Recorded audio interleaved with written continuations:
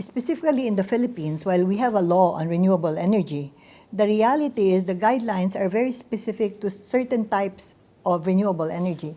So when the Sabang project came in, and this was not just purely solar, but a hybrid, government regulations were not there to address it, from the Department of Energy, the Energy Regulatory Commission, the National Power Corporation.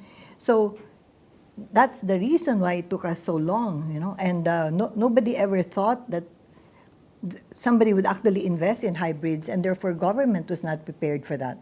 And the struggle that we went through is actually, in a sense, paved the way now for others to be able to do it much more easily.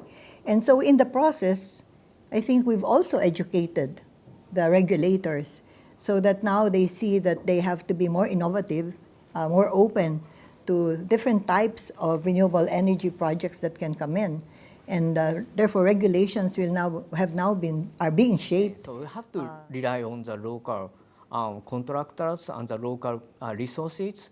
So we have a very good engineering technology, but if we utilize local contractors workforce, so we need so well-trained workforce. So we need to that's a performance of the distribution network is mainly achieved by the workforce. So that is very important. So so generation and the transmission and the distribution engineering is not so difficult, but the workforce so achievement is very, very challenging, I understand. At the beginning, I realized people were still very profit-driven and only wanted to see the returns they got.